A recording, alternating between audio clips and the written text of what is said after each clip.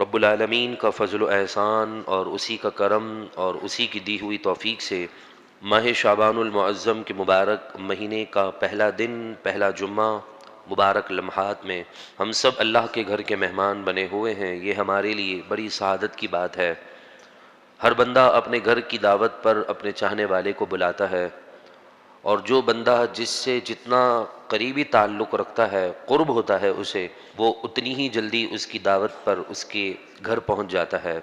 تو ہم بڑے خوش نصیب ہیں۔ حدیث پاک کے مفہوم کے مطابق جمعۃ المبارک کے بیان شروع ہونے سے قبل جنت سے آئے ہوئے فرشتے جنتی صفوں میں جنتی قلموں سے جلد آنے والے مہمانوں کا نام لکھ لیتے ہیں۔ دعا کیجیے اللہ یہ نعمتیں ہماری نسلوں کو بھی نصیب فرمائیں، اور ہماری نسلوں کو بھی رب العالمین دین سے وابستگی نصیب فرمائیں۔ اس مہینے میں بے شمار برکتیں اور بے شمار فضیلتیں ہیں۔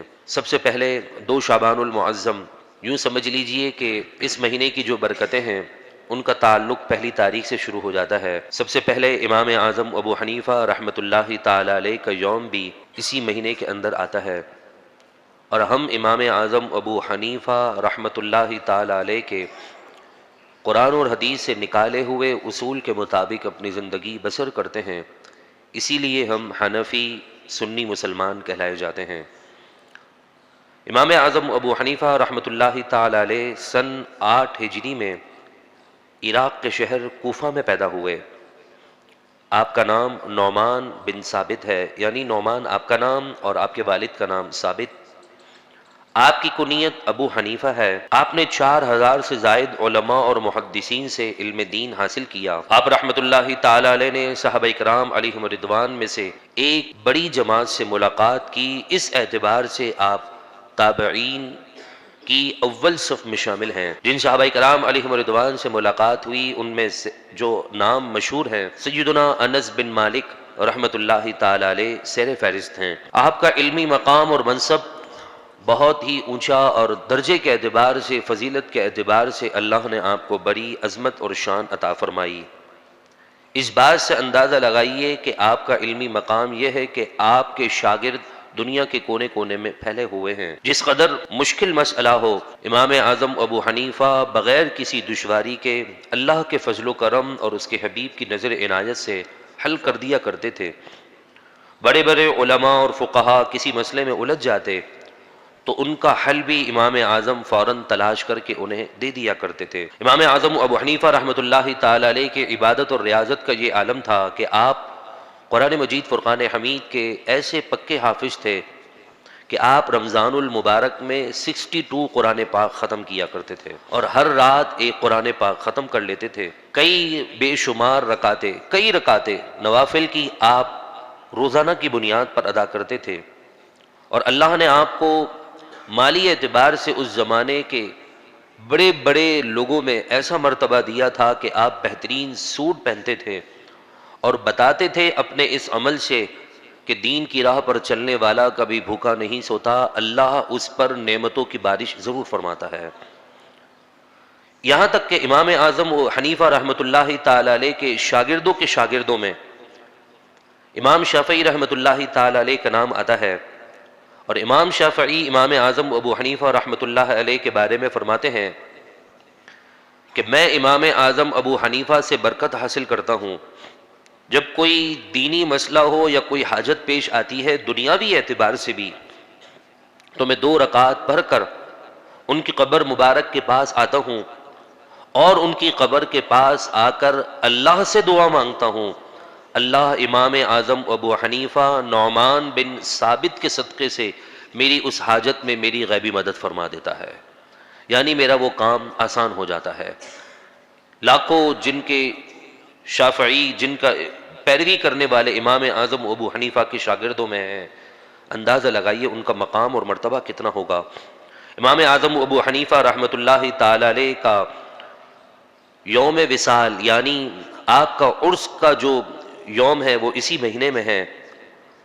سن 150 ہجری یعنی 150 ہجری میں جو ہے وہ آپ کو قاضی کا عہدہ ملا، اور آپ نے اس قاضی کے عہدے کو قبول نہ کیا اور بتا دیا کہ بادشاہوں کے ٹکروں پر پلنے والے علماء نہیں ہوتے، سچے علماء وہ ہوتے ہیں جو اپنے نبی کے دین کے لیے اپنے آپ کو پیش کر دیتے ہیں، ورنہ اتنی بڑی نوکری کون چھوڑے گا؟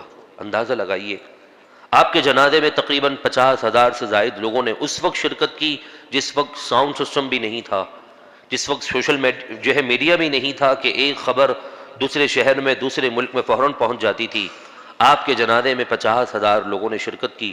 دعا کرتے ہیں امام اعظم ابو حنیفہ رحمۃ اللہ تعالی علیہ کے ان مبارک زندگی کے چند لمحات سننے کی برکت سے اللہ ہمیں بھی صحیح معنوں میں اپنے ایمان کی اور عقیدے کی حفاظت کرنے کی توفیق عطا فرمائے۔ جہاں اس مہینے میں برکت امام اعظم ابو حنیفہ رحمۃ اللہ تعالی علیہ سے ہیں، وہی اس مہینے کی ایک مبارک تاریخ میں نزول آیت درود بھی ہے۔ نزول آیت درود کا معنی کیا ہے؟ ان اللہ و ملائکتہ یصلون علی النبی یا ایھا الذین آمنوا صلوا علیہ وسلموا تسلیما، جو یہ مشہور آیت ہے، بچے بچے کو یاد ہے، کہ جس کو سننے کے بعد حضور کے عاشقوں کی زبانوں پر درود و سلام جاری ہوتا ہے، اسے آیت درود کہا جاتا ہے۔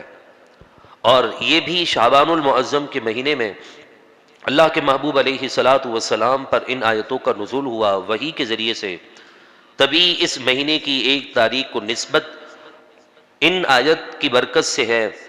اور یہ وہ آیت ہے کہ جس کے بارے میں علماء فرماتے ہیں کہ اس کو سننے کے بعد اگر امتی حضور پر اور حضور کے آل و اصحاب اور ازواج پر درود و سلام پڑھ کر جو بھی دعا مانگتا ہے، اللہ تبارک و تعالیٰ اس کی دعا کو قبول فرما لیتا ہے۔ درود پاک کی بے شمار برکتیں ہیں، کثرت کے ساتھ درود پاک پڑھنا ہمیں اپنی زندگی کا معمول بنانا چاہیے۔ اب دیکھیے، ماہ رجب المرجب کی آمد ہوئی اور اس کے بعد ماہ شعبان المعظم کی آمد ہو گئی، اور اب رمضان بھی آئے گا، وہ بھی چلا جائے گا۔ عید کی خوشیاں ابھی آ رہی ہیں، عید آنے والی ہے، فوراً نکل جائے گی، پتہ بھی نہیں چلے گا جمعے سے جمعہ کتنی تیزی کے ساتھ گزر رہا ہے، ہمیں نہیں معلوم۔ لہذا اس مہینے میں ہمیں کثرت کے ساتھ درود پاک، ویسے تو ہر مہینے پورا سال ہی پڑھنا چاہیے، لیکن اس مہینے کثرت اس لیے کرنی چاہیے کہ یہ وہ مبارک مہینہ ہے کہ جس میں آیت درود کا نزول ہوا۔ پھر دعا کرتے ہیں اللہ ہمیں درود و سلام پڑھنے والی زبان نصیب فرمائے۔ حدیث پاک کا مفہوم ہے، اللہ کے نبی علیہ الصلاۃ والسلام کا ارشاد ہے، میرے محبوب علیہ الصلاۃ والسلام نے فرمایا، آیت المنافقی ثلاث، جو عملی منافق ہوتا ہے نا، اس کی 3 نشانیاں ہیں۔ جب وہ بات کرتا ہے تو جھوٹ بولتا ہے، جب اس کے پاس امانت رکھوائی جاتی ہے تو وہ اس امانت میں خیانت کرتا ہے، اور جب اس کے ساتھ کوئی معاملہ ہو تو وہ گالی گلوچ اور جھگڑے پر اتر آتا ہے۔ آپ اندازہ لگا لیجئے کہ یہ 3 جو میرے محبوب علیہ الصلاۃ والسلام نے عملی منافق کی جو مثالیں بیان کی ہیں اور نشانیاں بیان کی ہیں، کہیں ایسا تو نہیں کہ اس میں سے ان نشانیوں میں ہم اس کے زمرے میں تو نہیں آتے۔ پہلا کیا فرمایا؟ اذا حدث کذب، جب بات کرتا ہے تو جھوٹ بولتا ہے۔ ہم ذرا غور کریں کہ ہم جب کسی کو زبان دیتے ہیں کہ فلاں تاریخ کو تمہیں پیسے مل جائیں گے، فلاں تاریخ کو تمہارا کام ہو جائے گا، ایڈوانس پیمنٹ بھی ہو چکی ہے، اب کام کی ڈیلیوری دینی ہے، تو ہم 10 تاریخ کا بول کر 20-25 تاریخ تک ہمیں کوئی پتہ ہی نہیں ہوتا، اور پھر کسی کے دل میں کسی انسان کی محبت ہوتی ہے تو ہم جھوٹ کا سہارا لے کر یہ کوشش کرتے ہیں کہ اس کی محبت کم ہو جائے۔ آج ہمارے اعمال اور ہمارا کردار ہماری زندگی کی صبح و شام ہمیں کس طرف دھکیل رہی ہے؟ غور کر لیجئے میرے نبی علیہ الصلاۃ والسلام کے فرامین پر۔ اسی لیے ہم نے جمعۃ المبارک کے ان لمحات میں درس حدیث کا انتخاب کیا تاکہ ہم اپنے اعمال کو دیکھیں۔ آئینہ تو ہم دیکھتے روزانہ، جمعے کی نماز سے قبل بھی ہم میں سے ہر شخص نے آئینہ دیکھ کر، مرر کو دیکھ کر اپنے آپ کو ٹھیک کیا ہوگا، لیکن درس قرآن اور درس حدیث وہ مرر اور وہ آئینہ ہے کہ جس کو دیکھنے کے بعد ہمیں اپنا باطن نظر آئے گا۔ پہلی نشانی بتائی، جب بات کرتا ہے تو جھوٹ بولتا ہے۔ پھر دوسرا، جب اس کے پاس امانت رکھوائی جائے، اذا تمینا خانہ، وہ اس میں خیانت کرتا ہے۔ امانت ضروری نہیں پیسوں کی ہو، چیز کی ہو، کسی کا عیب کا پتہ چل جانا اور دوسرے کو نہ بتانا، یہ بھی امانت ہے کہ اس نے آپ کو اپنی راز کی بات بتائی۔ کسی کے بارے میں کوئی عیب کا علم ہو گیا کہ فلاں کے اندر یہ بیماری ہے، یہ گندگی ہے، اس کو بتانا ٹھیک ہے، لیکن دنیا کو بتانا یہ اس معاملے میں خیانت ہے۔ تو دوسرا فرمایا منافقوں کی علامت یہ ہے کہ جب ان کے پاس کوئی امانت رکھوائی جائے، چاہے بات ہو، مال ہو، دولت ہو، کوئی راز کی بات ہو، خانہ وہ اس میں خیانت کرتے ہیں۔ اور تیسرا، اللہ کے نبی علیہ الصلوۃ والسلام نے فرمایا جب وہ وعدہ کرتے ہیں تو وعدہ توڑ دیتے ہیں۔ ایگریمنٹ دیکھ لیجئے، کہیں جانے کی بات ہے، کہیں سے آنے کی بات ہے، کوئی چیز دینے کی بات ہے، کوئی چیز لینے کی بات ہے، ہم اس کے اندر کتنی خیانت کرتے ہیں۔ جی حضرت کل لے لیجئے گا، بھائی جان آپ کا کام کل ہو جائے گا، ابھی میں آپ کو جمعے کی نماز کے بعد دے دوں گا، ابھی میں آپ کو مغرب میں دے دوں گا۔ یہ الفاظ معاشرے میں گردش کرتے ہیں، اور پھر اس چیز کو پورا نہ کرنا اور یہ ذہن میں رکھنا، ایک ہوتا ہے انجانے میں کہ آپ کا ارادہ تو پختہ ہے کہ میں یہ کام اسے مغرب تک کر دوں گا، لیکن کوئی رکاوٹ آ گئی، کوئی پریشانی آ گئی، کوئی دشواری آ گئی، کوئی ایسا راستہ آ گیا کہ آپ نہ کر پائے، لیکن ارادہ ہی نہیں ہے۔ جی مغرب میں لے لیجئے گا، عصر میں دے دوں گا، ظہر میں لے لینا، کل دے دوں گا، رمضان کی پہلی کو دے دوں گا۔ تو فرمایا کہ ایسا جھوٹا شخص جو وعدہ کرے، کوئی ایگریمنٹ کرے اور اس پر پورا نہ اترے، میرے نبی نے غیب کی خبر دیتے ہوئے فرما دیا کہ اللہ تعالیٰ نے اس کے دل میں نفاق ڈال دیا ہے، وہ منافق، عملی منافق بن چکا ہے جو اپنی بات پر پورا نہیں اترتا۔ اور ویسے بھی اگر کوئی بندہ کسی سے وعدہ نہ کرے نا، مثال کے طور پر کوئی یہ نہ کہے میں وعدہ کرتا ہوں کل دے دوں گا، قسم سے دے دوں گا کل، تو فرمایا یہ تو ٹھیک ہے، ایک بات ہے، یہ تو بہت بڑی بات ہے کہ وعدہ بھی کیا، قسم بھی کھائی، لیکن مسلمان کا ہر قول وعدہ ہی ہوتا ہے۔ مسلمان کی زبان کی اہمیت ہے، مسلمان کے قول کا مقام ہے، تبھی تو اس کے قول کے مقام کو اس طرح کہا گیا کہ اگر ایک مرتبہ سبحان اللہ و بحمدہ سبحان اللہ العظیم پڑھ لے تو میرے محبوب نے فرمایا یہ زبان پر ہلکا بھی ہے، رحمان کو بہت پسند بھی ہے، اور میزان عمل میں بہت بھاری بھی ہے۔ ایک جملہ ہے، اتنا سا سینٹنس، اس کی قول کی کتنی اہمیت ہے، اندازہ لگائیے، اتنا سا ٹکڑا بول دے تو جنتی لوگوں میں شامل ہو جائے، جنتی اعمال اس کے اعمال نامے میں لکھ دیے جائیں، اور پھر اگر اسی زبان سے وہ جھوٹ بولے، اسی زبان سے وہ خیانت کرے، اسی زبان سے وہ دھوکہ دے، اسی زبان سے وہ لوگوں کے بارے میں برا بلا کہے لوگوں کو، تو اندازہ لگا لیجیے کہ کتنا انسان کے لیے دشواری والا عمل ہوگا۔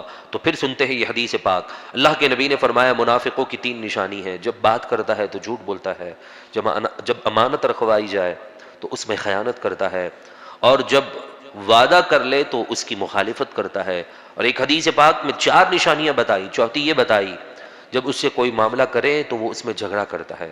آپ نے دیکھا ہوگا جو جھوٹا ہوتا ہے نا، شور مچانا شروع کر دیتا ہے، ہارنے والا ہمیشہ شور مچاتا ہے، جی یوں نہیں یوں نہیں یوں نہیں۔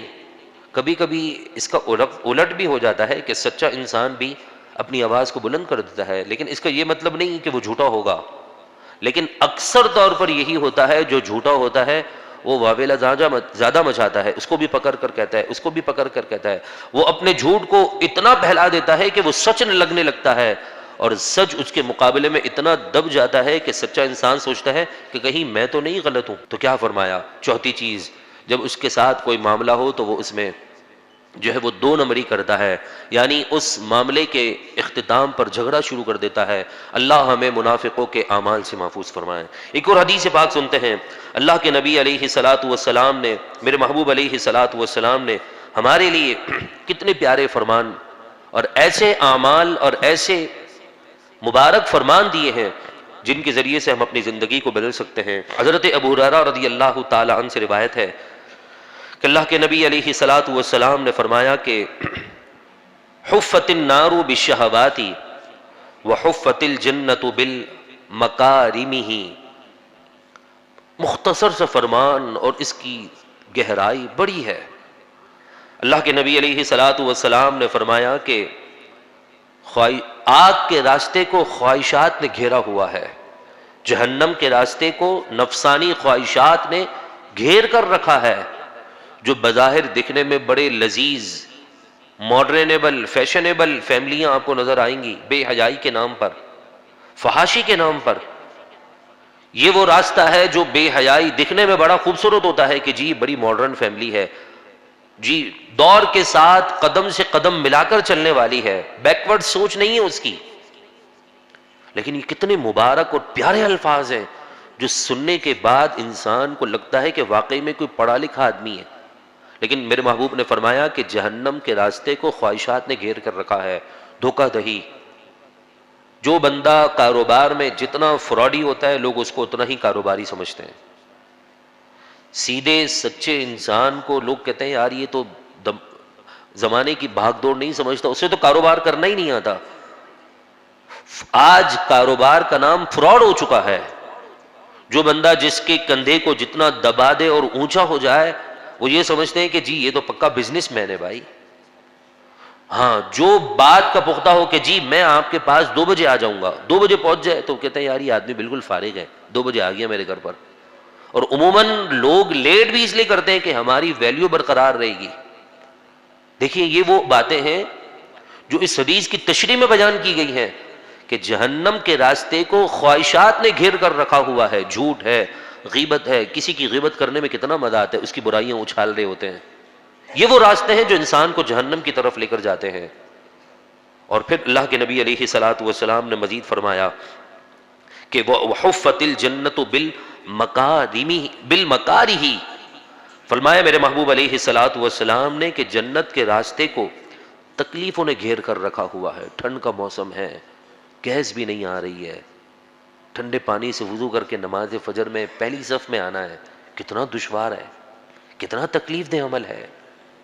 رمضان کا مہینہ آ جائے، کھانا سامنے موجود ہو، بہترین اعلیٰ قسم کی ڈشز گرما گرم جو ہے وہ بازاروں میں افطاری کے لیے فرائی تیاریاں ہو رہی ہوں، اور اس کی طرف ہاتھ نہ بڑھانا ایک بہت اعلیٰ کام ہوتا ہے۔ کہ بھوک بھی لگ رہی ہو، دن کا مزدور پورے دن کی مزدوری کر کے دوپہر 3-4 بجے نڈھال ہو جاتا ہے، ٹھنڈا پانی فریج میں موجود ہے، بس نکال کر گلاس میں ڈال کر پینا ہے، لیکن رک جاتا ہے۔